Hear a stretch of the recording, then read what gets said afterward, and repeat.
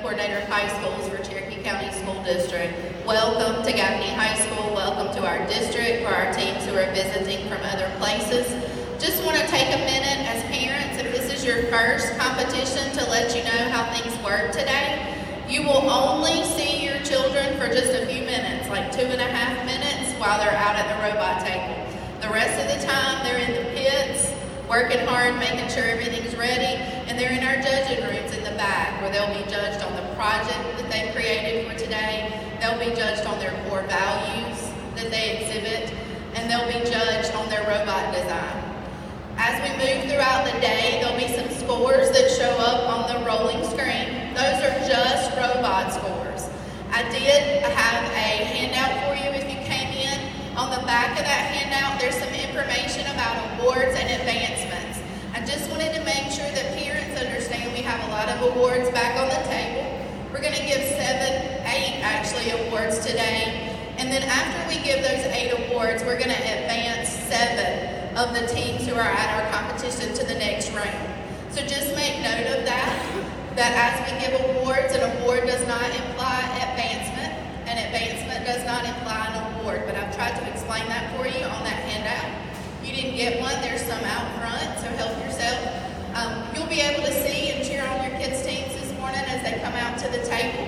And now I'm going to hand the microphone over to our new head rep, Dustin Painter. He's going to explain each of the missions that are on the table so that we will be videoing live as your team competes, so you'll be able to see what's happening, okay? Thank you for being here again.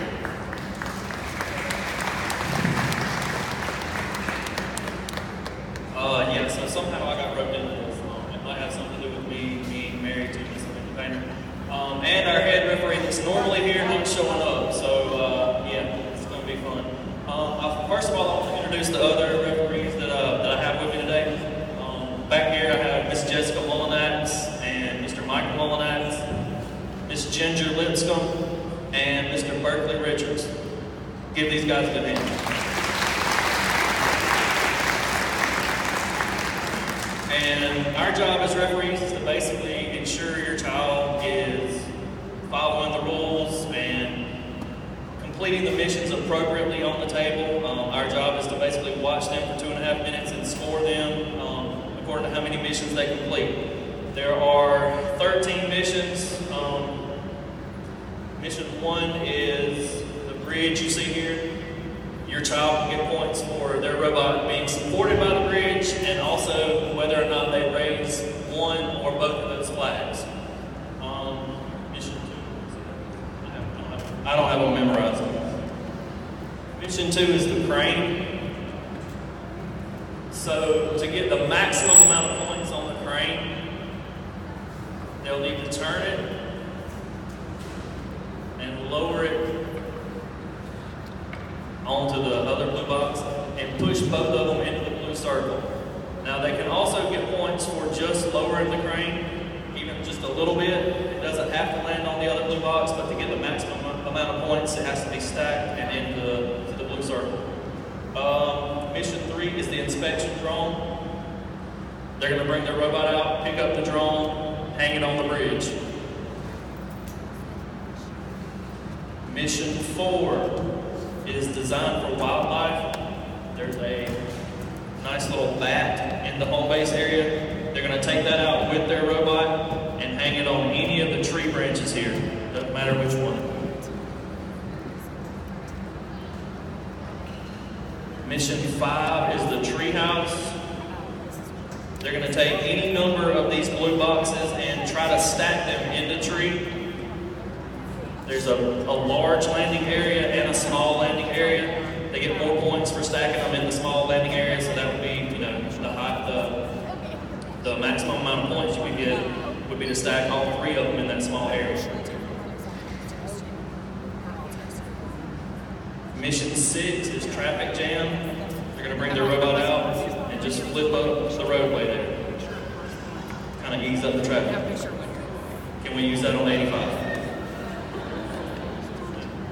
Mission 7 is the swing. They're going to bring their robot out, hit this little lever, and we got a swing going on.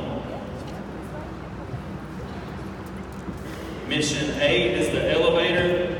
I don't know if you guys can see, but it's going to start off with the blue box on top. They can either flip it all the way over, where the blue is on the bottom, or if they're really talented, they can get it to balance. I'm not real talented. Kind of like that. That's the maximum amount of points. But either way, they would get points if they flip it or if they balance it. All right, safety factory. This one's caused us a lot of issues as far as wondering how to score it.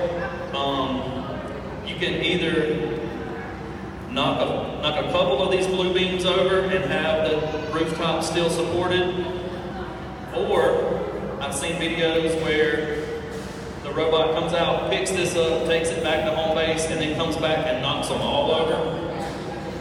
Then brings the building back and sets it on top of the blue beams.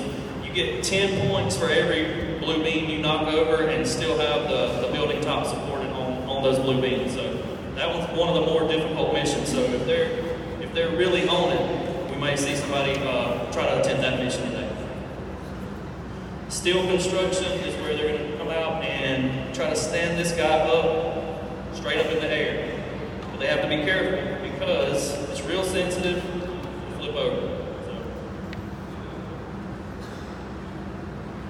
Innovative architecture is the next mission. That's where they're going to bring out something that they've created from their white Legos. It has to be larger than one of these blue boxes, and they just have to set it up in one of these circles that are on the robot map. Design and build is where they're going to take some of the pieces that are out here in home base, and for example,